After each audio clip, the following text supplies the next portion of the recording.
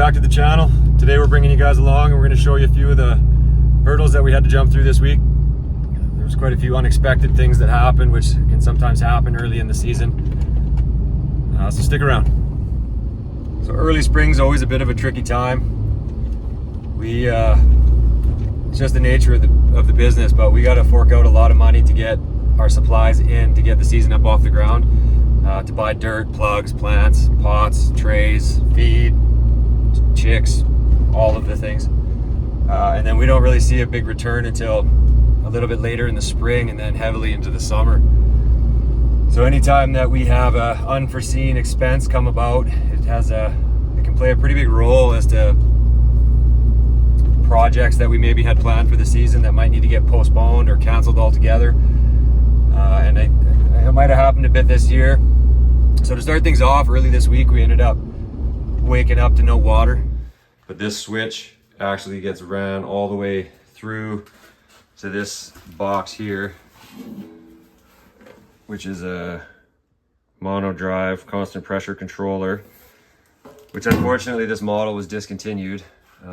We did a bit of troubleshooting online and it was throwing a fault code for 5 red flashing lights, which we were able to deem that it was either a faulty motor or loose connection, etc., etc.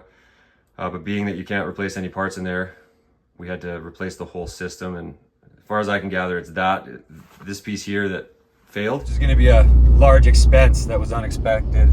Probably going to hit us at around $6,500 would be my guess to get that replaced. A little surprised that it went. It's probably only 10 years old. We do use it heavily, as you could imagine, with watering greenhouses and animals and whatnot. So unexpected, but so as you can see, we got the new updated sub drive, as well as a new pump got put down into the well, which is good. It also came with a new pressure switch, so she's all tuned up and ready to rock and roll. So we were pretty fortunate to end up getting somebody in here fairly fast to get that well sorted out. I troubleshot as much as I could with what I knew. But like I had mentioned, the system's a little bit more sophisticated, I guess, than my knowledge of wells. So we ended up making a few calls, and got somebody in here, a local fellow that knows quite a bit about wells. It's kind of what he does. So he got in here and was able to source us out the parts and had it tuned up by the next day. So very thankful that was the case. If it would have been any longer, things could have got a lot worse, just being that we wouldn't have had any way to really water effectively for plants. We could have relied on a neighbor to get us a bit of water for the time being to get the animals watered up, but very fortunate that got done so fast. The next thing that ended up happening, all within the same week, was our truck. We got a bit of a trip planned here next week. I haven't really talked about it much. There'll be probably a video on it coming up, but we're going to be heading down to the coast to pick up another greenhouse. And it's through the city of Vancouver, which, if you're not from around here, is one of the larger cities in BC, probably the largest. So it's been a bit of a run around to try to get it lined up so that it worked for their schedule and ours, because we actually have to go and dismantle the greenhouse at one of their sites. I bought it off of an auction site. I was left unsupervised, and needless to say, I bought a greenhouse for a very good price. So we're going to go down and tear it down, and I've already committed to going down next week. So when I found out this week, Shaylin had mentioned that the truck was acting up. You just initially think that it's going to be a big job, which was kind of, the electronics were shutting down while driving, which is kind of an odd thing. We've had something similar happen when we had to change out the ignition switch. But after a little bit of digging and a little bit of Googling, it sounds like it's actually the brake pedal switch. So for some reason it is deactivating the traction control and then throwing codes on the trailer brake, CF, flashing. So after a bit of research, I found that it's looking like that's what it is. And once again, luckily they had one in town. So I just got back to fix that. Like a $30 part, so not too bad, which was just a big save, because I thought for sure the truck was going to be down and we might not be able to go to the coast. It is our only mode of transportation for the family and the business, so when it goes down, like even if it's for a day or an hour, you basically got to reschedule instantly, because if I don't need it, Shaylin needs it. We're delivering this, we're delivering that. We gotta, you know, it's a lot. So relying on one vehicle can be a bit of a challenge. We're hoping to get maybe a delivery vehicle this year if the cards play out. But that was the second big hiccup that we ran into, and just a reminder that when one piece of the system has a bit of a failure, it can really hinder everything down the line. So I'm going to try to get at this today.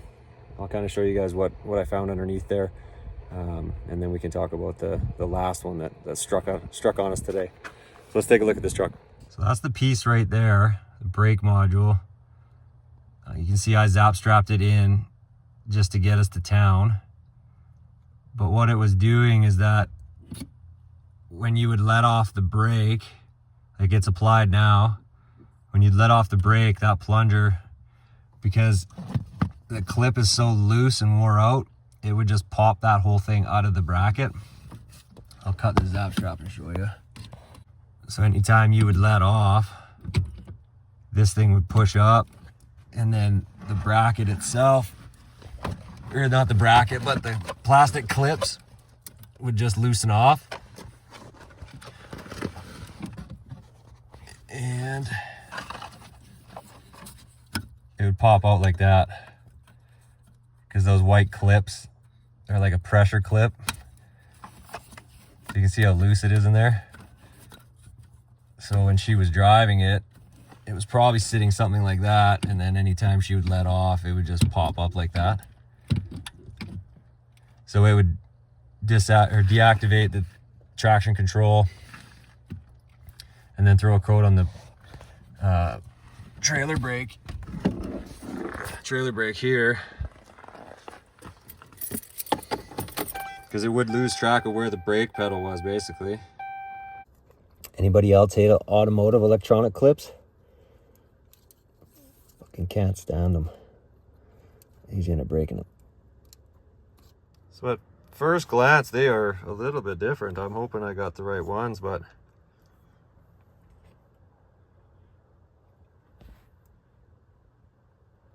they're definitely not the exact same.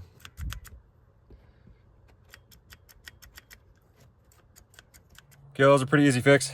The thing popped right in. In regards to it being a little different, it didn't much matter. It didn't seem to bind up on that other cable coming off the brake pedal.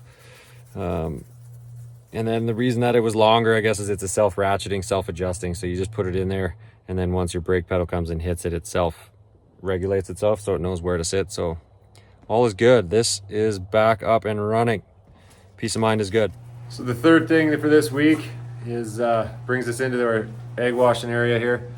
So we run a commercial grade power scrub egg washer for washing our eggs every week. We got this, I think, about less than a year ago, and it's been a good unit. High quality, well built, all stainless steel, extremely efficient. It definitely beats washing them in the house like we used to do. We're at a scale now where you just can't do that. So I'll give you guys a quick rundown of this machine and then kind of show you where it left us a little bit hanging today. So this is the machine here. All the eggs come in on this end. They run through a candler, and then onto a conveyor. And then inside it's just got brushes that spin. And then those nozzles on the top spray water down onto the eggs. The issue today was we had the kids helping us out today, and they were saying that it kept shutting off intermittently. So once you get into the brains of the unit, this is kind of where it's a little overwhelming for me. I would say I'm fairly knowledgeable at a lot of things, but when it comes to something that looks anything similar to this, I'm pretty sure my brain short circuits slightly.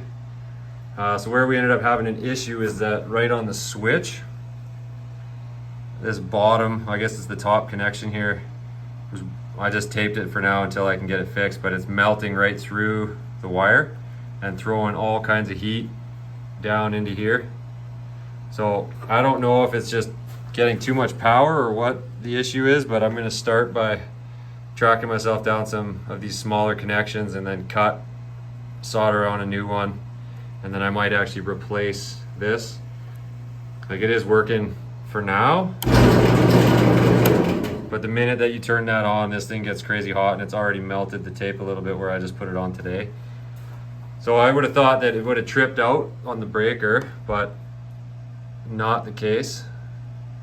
So what I might have to do is, when I was at the automotive shop today, I asked if they had anything like this, and they said that because it's wired more for 110, that I'd have to go more to a plumbing shop, somebody that deals with furnaces or something along those lines, even maybe an electrical supply store. And what I might do, just because what ends up happening, parts and pieces that we have, or equipment I should say, is it's not something that's very generic to our town, let alone any town really for that matter. You basically got to order parts from the manufacturer or have things on hand that you can use to replace parts when they do fail.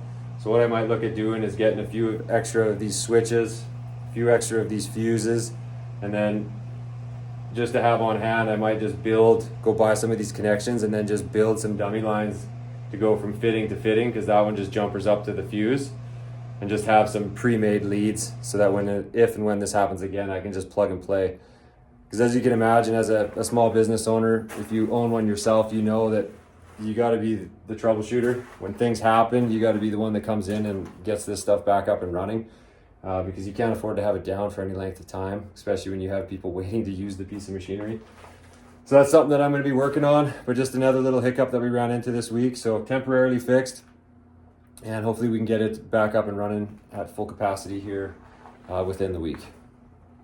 Well, thanks for watching, guys. My intent wasn't to have a whole video of some of the downfalls that we had this week, but I feel like we just need to be as real as we can. It's so easy to just post a bunch of stuff that is going great when really that's not reality.